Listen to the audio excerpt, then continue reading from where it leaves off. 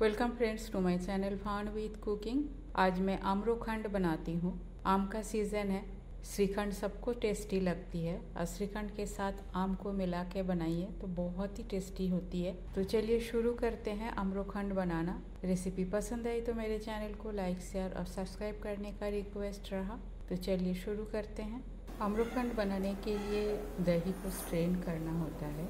बिल्कुल क्रीमी दही चाहिए, तो इसलिए मैं स्ट्रेनर के ऊपर एक साफ कपड़ा रख दिया और यहाँ अप्रॉक्सीमेट घर में जमाया हुआ हाफ kg दही है।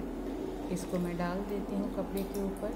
और अभी रात है तो पूरी रात में इसको फ्रिज में डाल के रख दूँगी। ये धीरे धीरे पूरी पानी को स्ट्रेन करेगा और मुझे बिल्कुल क्रीमी दही सुबह तक मिल जाएगी। इसे मैं अभी फ्रिज में रख देती हूँ, कल सुबह मिलती हूँ।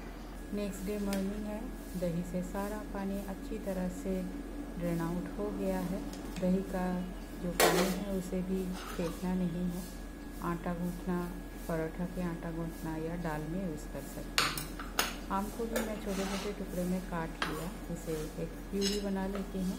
आम ट्राई कीजिएगा जितना कम फाइबर हो या फाइबरलेस आम लेना, उससे श्रीखंड आपका बहुत अच्छी बनेगी। और ऑब्वियसली आम मीठा होना चाहिए। इसको छोड़ देती हूँ गार्निशिंग के लिए। आम का प्यूरी मैं बना लेती हूँ।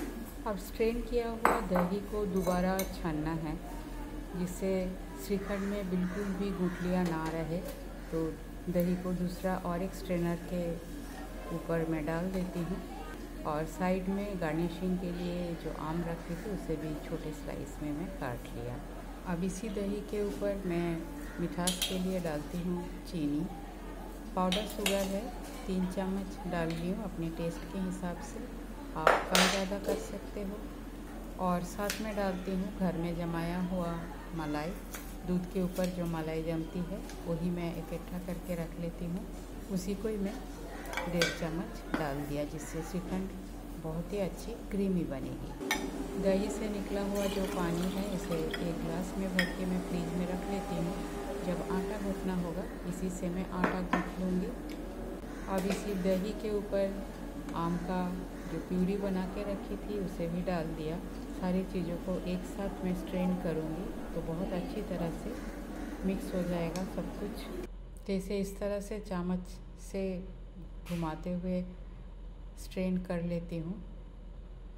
3-4 मिनट टाइम लगेगा। हाथ का थोड़ा सा एक्सरसाइज भी होगी। बीच बीच में नीचे से निकाल देना होगा, नहीं तो स्ट्रेनर पूरा चोक्ड हो जाता है। तो मैं इसे अच्छी तरह से स्ट्रेन कर लेती हूँ। पहले आम दही मेरा अच्छी तरह से स्ट्रेन होके निकल आया। चॉप किया हुआ कुछ मैंगो स्लाइस को मैं डाल के मिक्स कर लेती हूँ, जिससे अंदर तक इसका क्रंच आए।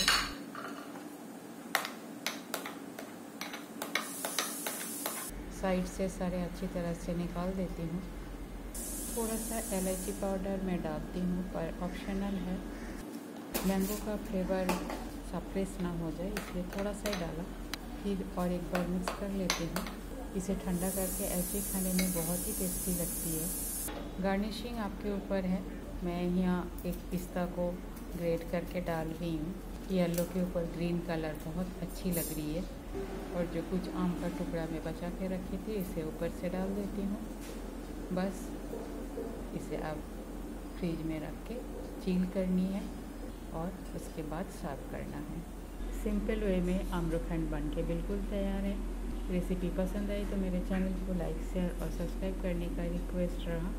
थैंक्स फ्रेंड, टाइम निकाल के पूरा वीडियो देखने के लिए। आगे भी बने रहिए। होममेड सिंपल रेसिपी मेरे चैनल पे अपलोड होती है। पसंद आई तो फ्रेंड सर्कल में शेयर ज़रूर कीजिएगा।